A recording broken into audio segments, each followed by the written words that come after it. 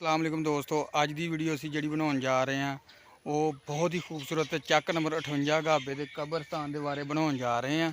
इत्थों का कब्रस्तान बहुत खूबसूरत आ बनाया होया, साफ सुथरा कब्रस्तान और हर किस्म का इत्थे फुल बूटे हर तरह के हाफिज साहब ने लाए हुए आ। तो तुहाडे अगे इहो अपील आ कि साडी वीडियो पूरी देखियो। इत्थों का जनाजगाह जिहड़ा तारीखी आ, ठीक हो गया जी। इत्थे हर किस्म के फुल हर चीज़ आ, जींदियां नूं हर किस्म की सहूलत है। तो साडे नाल वीडियो ते जुड़े रहो, तो साडी वीडियो पूरी देखियो, तो लाइक तो कमेंट्स लाजमी करियो। जनाजगाह जी चक नंबर 58 गाबे दी, ते ये जनाब हाफिज यूनुस साहब ने बनाई है।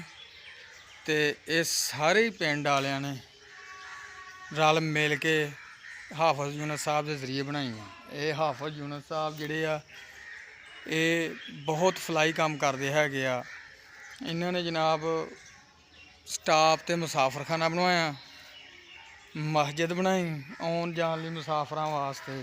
उन्होंने कीता तैयार उत्थे मस्जिद दे विच रहन भी लेट हो जाते रात नूं, कई मुसाफर लेट हो जाते ना, मस्जिद दे विच ही ओह रह के ते उत्थे वो कर सकते हैगे आराम। तो सुबह नूं उठ के नमाज पढ़ के जिधर नूं मर्जी आप जा सकते हैं।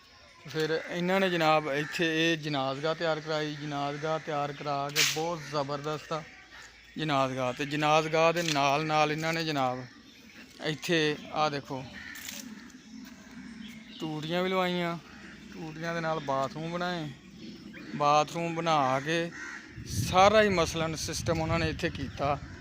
ते इस वेले चक नंबर 58 गाबे की जनाजगाह बहुत मशहूर है, ठीक है। आ देखो बहुत ही खूबसूरत हदीसा कबर दा अजाब हर चीज़ लिखी है। ये बिल्डिंग ही बहुत खूबसूरत बनाई है। इत्थे बिजली भी आ, स्पीकर भी आ, हर चीज़ आ। इत्थे बिजली की सहूलत भी मुयसर आ, पानी पंप हर चीज़ लगे आ। तो ये काम हाफिज साहब ने कराया इत्थे पिंड दे विच, हाफिज यूनुस साहब ने। तो इत्थे उन्होंने हर किस्म का गुलाब का बूटा, कलियां का बूटा, हर किस्म के फुल भी लाए हैगे आ, फुल भी लाए। तो फिर वो नाल नाल उन्होंने जनाब बहुत सारे ऐसे फलाई काम आ, जिद्दां कि हुण मदरसा बना रहे हैं पिंड दे विच बच्चियां लई उन्होंने मदरसे भी बनाए हैं पिंड दे विच।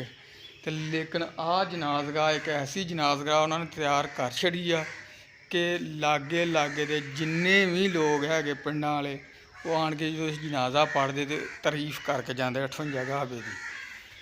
आ देखो पानी वाली टैंकी बनाई है जनाजगाह के अंदर, पानी वाली टैंकी आ, सारे बूटे लगे आ सामने, वो देखो टूटियां लगियां। ये चक नंबर 58 गाबे का जनाजगाह बड़ा ज़बरदस्त माहौल है, हर तरफ बूटे होंगे, कब्रां साफ सुथरियां, कोई ऐसा इत्थे मसलन ना कोई बूझा ना कोई घाह, कोई ऐसी गल नहीं हैगी। बड़ा ज़बरदस्त माहौल बनाया वहाँ, बिजली का इंतज़ाम पूरा ठीक है जी। तो मैक लगे हर चीज़ आ इत्थे हैगी। इस जनाजगाह दे विच मलंग रखे आ उन्होंने, मलंग कब्रां की सफाई वास्ते, हर चीज़ का ख्याल रखने वास्ते, दरख्त या कोई ऐसी चीज़ कोई वढ़दा या कोई ऐसी गलत नहीं करता, इत्थे हर चीज़ बनी हुई है। साफ सुथरा माहौल आ कब्रां च, कोई ऐसा नहीं तुहानूं चीज़ नज़र आएगी। लेकिन राती बारिश बहुत ज़्यादा हुई है, बारिश ज़्यादा होने की वजह नाल आ थोड़ा बहुता हैगा वा, एक साइड तो मलंग शुरू होए आ घाह घूह पट्टन, आस्ता आस्ता वो पट्टणगे। लेकिन इस कब्रस्तान दे विच अलहदा उन्होंने जनाब बनाया हैगा वा बह के करान खानी करने वास्ते, ठीक आ। और इस कब्रस्तान दे विच अगर तो मसलन कोई करानी आए तो कोई मसलन खुदा ना खासा शहीद होई आ जां फटे होए आ, उन्हां वास्ते भी अलहदा बनाया गया वा। एक उन्होंने बनाया कमरा ला लो या बरामदा टाइप बनाया, उत्थे वो रख सकते हैं। आ दे लो कब्रस्तान साफ सुथरा कब्रस्तान। आ बंदा आया अपने वालद की कबर के उत्ते फुल पाउण आया, तो अज जुम्मे का दिन हैगा, तो जुम्मे का टाइम ही होया। हैदर साहब किधर आए सी तुसीं? ਅਸੀਂ इधर कबरां ते आए जी, अपनियां दी कबरां जी, 10-15 बंदे फोत होए आ जी। 10-15 जी अपने फोत होया ते उन्हां दियां कबरां ते आए आ।